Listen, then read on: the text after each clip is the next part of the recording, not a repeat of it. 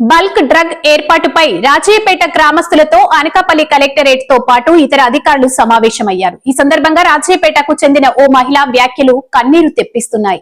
Petro ducks కాలుష్యంతో పిల్లలు పుట్టడం లేదని, పుట్టిన దివ్యాంగులుగా ఉంటున్నారని ఆవేదన వ్యక్తం చేసింది.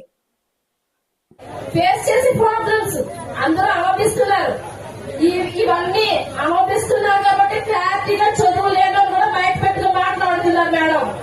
ఎందుకంటే పిల్లలు ఉన్నంత వరకు ఒక బాధ, లేకపోతే ఒక బాధ. ఆవిడ పిల్లలకి అంటాం మేడం, జీవితం అంతా మేము ఏ పని చేయకుండా ఆ పిల్లలతో చూసుకోవాలా మేడం? మీకు అర్థమవుతుంది కదా మా బాధ, మీకు అర్థమవుతుంది కదా అనుకుంటున్నా నేను.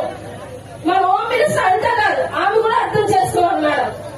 మేడం ఇద్దరు బేబీస్ అనేసి సిజరీన్ అయిపోయింది, తర్వాత మళ్ళీ గర్భంలో కాయలండి మేడం 5 kgs కాయ. పీరియడ్స్ కట్టలో వచ్చి ఏంటండి పొల్యూట్ ఏంటండి? మాకు ఎవరు చెప్తారు మేడం? అసలు చెప్పండి మేడం.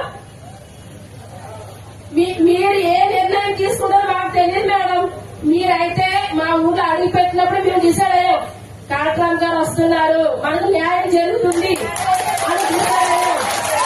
ఇక్కడ క్యాన్సర్లతోటి, కిడ్నీ వ్యాధులతోని, లెవెల్తోని అన్నిటితోటి బాధపడ్డారు. మేల్ని ఆడవాళ్ళు ఉంటేనే జ్వరాలు అభివృద్ధి పడతారు మేడం. అది ఆడవాళ్ళు గర్భసంచి మీద ఎఫెక్ట్ పడితే నెక్స్ట్ జనరేషన్ ఎలా వస్తుంది మేడం? మనకి అవుటి జనరేషన్ కావాలా మేడం? చెప్పండి. ఇదంతా ఎట్రో వల్ల, ఇప్పుడు ఎట్రో వల్ల ఎంత బాధ పడితే మేడం నెక్స్ట్ వస్తుంది. అది ఎలా ఉంటుందో మాకు తెలియదు. మీరు చెప్తున్నారు దానివల్ల యూజ్ ఉన్నదని, సో మాకేం తెలియదు. ఇప్పుడు ఇది మాకు అర్థంలో కనిపిస్తుంది, ఎప్పుడు అర్థంలో కనిపిస్తుంది.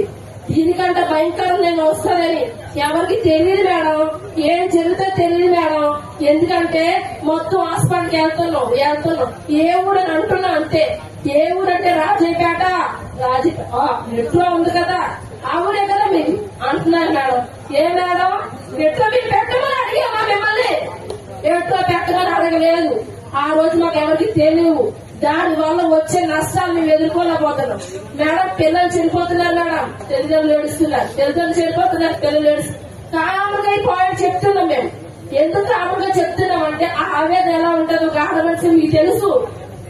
మీకు తెలుసు, ఒక మహిళగా ఒక బిడ్డకి జన్మనివ్వకపోవడం ఎంత దౌర్భాగ్యమో తెలుసు. ఎందుకంటే సూటిపోటు మాట తెలుసు. ఇంకా మహిళ ఏం చేస్తుంది మేడం? డబ్బులుంటే పెద్ద హాస్పిటల్ చూపించుకోవడం, లేదంటే ఇంకేం చేస్తుంది? ఏమీ చేయలేదు.